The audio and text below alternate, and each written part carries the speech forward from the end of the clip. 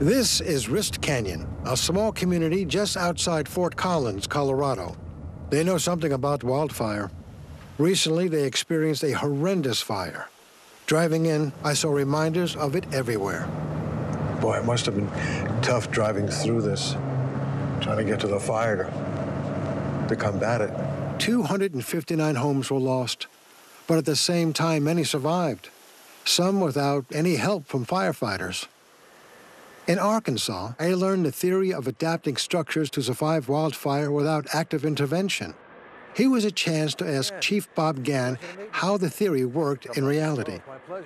The houses that had done protective measures, created defensible spaces, first it did one thing is the house was more likely to survive the fire front as it came through. When the main fire came through and it was unsafe for anybody to be there, the house survived. As in Arkansas, these defensible spaces were the result of the chief and his crew talking to residents. As a fire department, we can respond to emergencies, but we can't go out and prepare the houses. It really does come down to the residents have to take the step to protect their own homes, because we're not going to be able to do that for everybody. It must be a challenge as a volunteer fire department to put in the time and effort to pre-plan. It is, but we also recognize it's one of our jobs. The other thing is that pre-planning will pay off during the emergency. So it saves us time in the long run, and it keeps people safer, which is what we're ultimately about. We do a lot of education programs around that. We send out newsletters, we have a web page, we send out emails. We have a slash chipping program where people can bring in a slash, which is cut off limbs, where they've cleaned the properties of the trees around their property, and we will chip that up. The fire had put Firewise principles to the test, and they had worked. The chief then took me to visit 2 homes that survived the fire on their own. This is Carol. She's one of my firefighters, captain in the department. Carol, how do you do? Hi, nice to meet you. I'm looking around here and I'm seeing a lot of the devastation from the wildfire, but yet I look at your house and it looks unscathed. How did you not get hit by the fire? Well, the fire went by here, came as close as any fire's ever come to my house. I often say it was a combination of luck and mitigation that saved my house. So what did you do prior to the fire to help the house?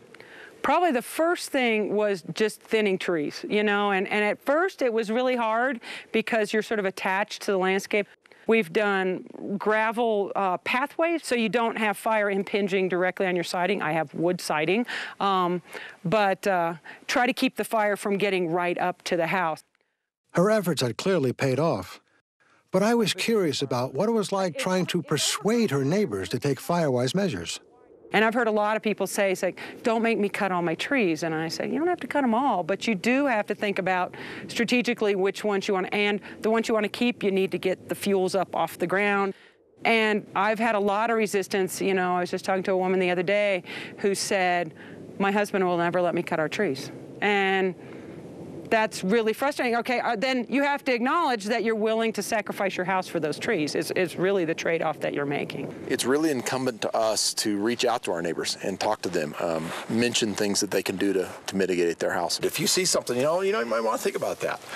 It's so something we need to do either as firefighters or as members of the department who volunteer in a non-firefighting capacity. You have to be a little careful, but sometimes it just comes up in the course of conversation. Fire safe is what people want, and you can't really say that. You know, I can't say that if I cut every tree around my house will be here, because we don't know that. But you can increase your odds dramatically, and that's the context I try to put it in.